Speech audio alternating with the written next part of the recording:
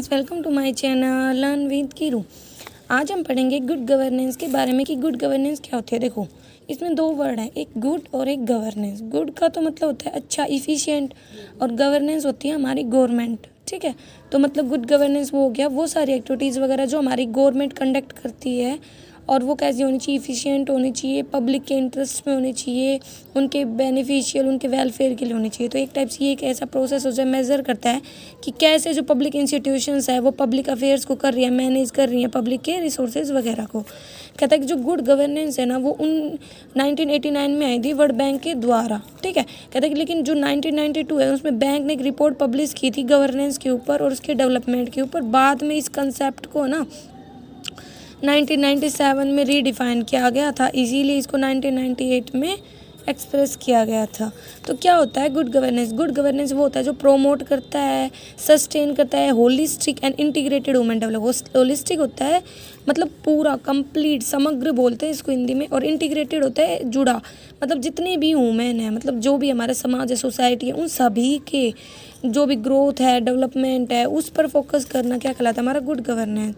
Central focus क्या होता है इसके अंतर्गत कि गवर्नमेंट कैसे भाई सिंप्लीफाई कर रही है, जो ऑथराइज करे लोगों को, जो भी मतलब कास्ट, क्रेड और जो भी पॉलिटिकल आइडियोलॉजी वगैरह है उनके बीच में जो डिफरेंस वगैरह उनको कैसे इग्नोर करके कैसे मतलब हर किसी को इक्वल राइट्स वगैरह दे रही है, डिसीजंस वगैरह ले रही है, किस में बेस्ट इंटरेस्ट में लोगों के।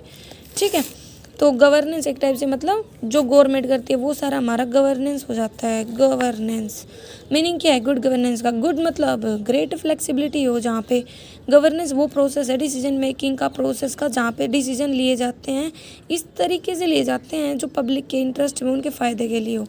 ठीक है, गुड गवर्नेंस पर डिपेंड रहते हुए ये कहा जा सकता है कि कई बार इसमें इनकम पास किया जाता है, क्या इंक्लूड किया जाता है, full respect of effective participation उन लोगों का, human rights, rule of law, multi actor participation and accountable processes. मतलब आप इनको अभी हम करेंगे इनके फीचर्स वगैरह, उसमें आप इनको डिटेल में समझोगे। कहता है कि जो गुड गवर्नेंस है उसके 4 डायमेंशन होते हैं। एक तो पब्लिक सेक्टर को मैनेज करना, अकाउंटेबल होना पब्लिक के लिए, ट्रांसपेरेंसी होनी चाहिए जो भी वो काम करे वगैरह, और लीगल फ्रेमवर्क है ना वो अच्छा होना चाहिए, डेवलपमेंट के लिए होना चाहिए, ऐसा लीगल फ्रेमवर्क हो जो मेन पर्पज़ डेवलपमेंट करना हो। ठीक है, तो गुड गवर्नेंस वो प्रोसेस है इंस्टीट्यूशन का जो प्रोड्यूस करता है रिजल्ट्स को, ताकि जो रिसोर्सेज वगैरह उनका अच्छे से यूज़ हो सके और नीड्स को पूरा किया जा सके। ये 1992 में जो वर्ल्ड बैंक ने रिपोर्ट वगैरह दी थी अपनी, उसके अकॉर्डिंग आया था। ठीक है, तो फीचर्स क्या है? पहला है पार्टिसिपेशन। पार्टिसिपेशन में क्या कह रखा है? गुड गवर्नेंस को चाहिए कि जो हमारी सोसाइटी में जितने भी लोग वगैरह हैं, मतलब चाहे आदमी हो, मैन हो, चाहे वुमेन्स हो, उनका पार्टिसिपेशन होना चाहिए हमारे जितने भी काम वगैरह होते हैं उनमें, मैनेजमेंट में, डिसीजन मेकिंग वगैरह में। ऐसा नहीं है कि मैन को पावर दी जाए वुमेन्स को नहीं, मतलब हर किसी का इक्वल पार्टिसिपेशन होना चाहिए, हर किसी को अपॉर्चुनिटी वगैरह मिलनी चाहिए। पार्टिसिपेशन कैसा होना चाहिए? जो इन्फॉर्म्ड और ऑर्गेनाइज्ड हो। रूल ऑफ लॉ, देखो लॉ जो हमारा जो कानून वगैरह है वो बता रखा है कि गुड गवर्नेंस पे कैसा कानून हो भाई, फेयर हो, प्रेडिक्टेबल हो, स्टेबल हो। ठीक है, और जिसको ना इम्पार्शली लागू किया जाए, इम्पार्शली मतलब कोई भेदभाव वगैरह ना हो, फुल प्रोटेक्शन हो हमारे ह्यूमन राइट्स का, जो भी माइनॉरिटी वगैरह हैं उनका, माइनॉरिटी वगैरह जिनको ज़्यादा राइट्स वगैरह नहीं है। ठीक है, इम्पार्शियल लॉ होना चाहिए कि जो ना हमारे जो भी लोग हैं उनके साथ अच्छा बिहेव हो, इम्पार्शियल हो, इनकरप्टेबल हो, मतलब जहाँ पे करप्शन वगैरह कम हो।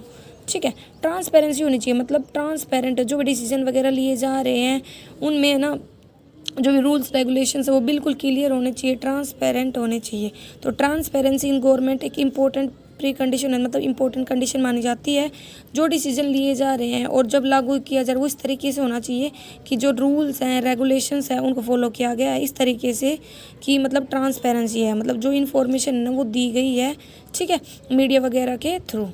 कंसेंशन ओरिएंटेड, देखो हर कोई इंसान है, हर किसी का अपने व्यूज़ वगैरह होते हैं, सब अपने व्यूज़ देते हैं।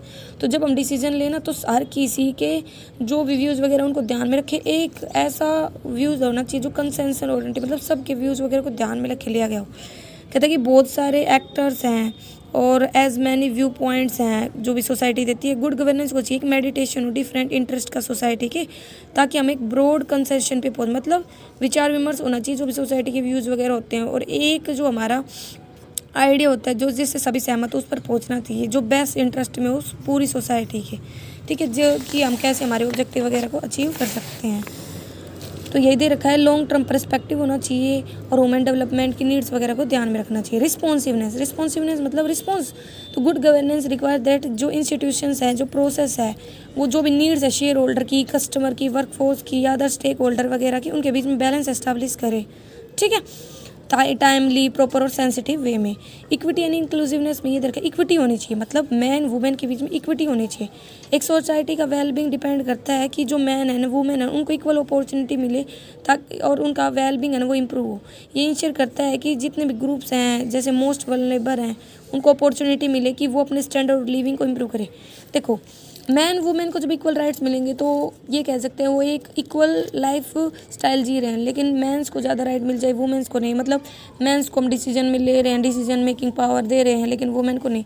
तो ये राइट्स का खनन होता है। इसीलिए बोलते हैं गुड गवर्नेंस ऐसा गवर्नेंस होता है जहाँ पे मैन वुमेन को इक्वल राइट्स होते हैं, इक्वल पार्टिसिपेशन होता है। इफेक्टिवनेस एंड इफिशिएंसी का मतलब ये है कि भाई आप जितने रिसोर्सेज लगा रहे हो उतना ही आउटपुट लो, मतलब जो इफेक्टिव हो, कॉस्ट ओरिएंटेड मैनर में हो, टाइम मैनर में हो। गुड गवर्नेंस वो प्रोसेस है इंस्टीट्यूशन का जो रिजल्ट को प्रोड्यूस करते हैं कि हमारी जो नीड्स वगैरह ना वो पूरी हो, मतलब बेस्ट यूज हो रिसोर्सेज का। कंसेप्ट ऑफ एफिशिएंसी कवर करता है कि सस्टेनेबल यूज हो नेचुरल रिसोर्सेज का, और ये जो हमारे इन्वायरमेंट को प्रोटेक्ट करे। अकाउंटेबल होता है कि अकाउंटेबिलिटी मतलब उत्तरदायित्व होता है। एक टाइप से कहें तो कि भाई कोई काम किया, अगर उसमें कोई गड़बड़ हुई तो आप उसके लिए अकाउंटेबल हो।